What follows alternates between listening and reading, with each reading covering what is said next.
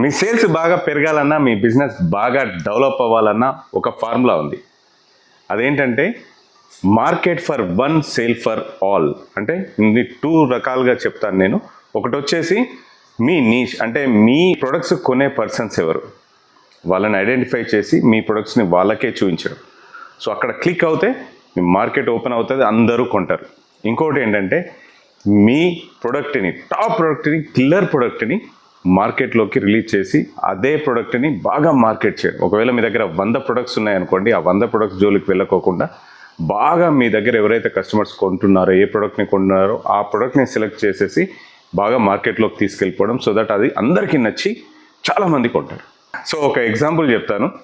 ఒక రెస్టారెంట్లో టీ బాగా ఉందనుకోండి, ఆ టీ తాగడానికి అక్కడికి వెళ్తారు. నీలోఫర్ కేఫ్ టీకి ఫేమస్ కదా, అక్కడికి వెళ్ళిన వాళ్ళందరూ వేరేవి కూడా కొనుక్కొని తింటూ ఉంటారు. మస్కబన్ టీ ఫేమస్ అక్కడ, కానీ వేరేవి కూడా తింటారు. అలాగే మీరు ఒక ప్రోడక్ట్ని లేదా ఒక సర్వీస్ని, మీ దగ్గర ఉన్న స్ట్రాంగ్ ప్రోడక్ట్ని హైలైట్ చేసి దాన్ని ఫోకస్ చేసి మార్కెట్ చేస్తే మీ బిజినెస్ బాగా డెవలప్ అవుతుంది. మీ దగ్గర ఉన్న మిగతా ప్రొడక్ట్స్ కూడా వెళ్ళిపోతాయి. మీరు ఒక పర్సన్కి మార్కెట్ చేస్తే ఆ పర్సన్తో మీకు చాలామంది కస్టమర్స్ వచ్చే ఛాన్సెస్ ఉన్నాయి.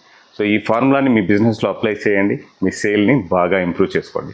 ఇలాంటి మరిన్ని వీడియోస్ కోసం కేపీ బిజినెస్ గురిని ఫాలో చేయండి, సబ్స్క్రైబ్ చేయండి. Thank you so much.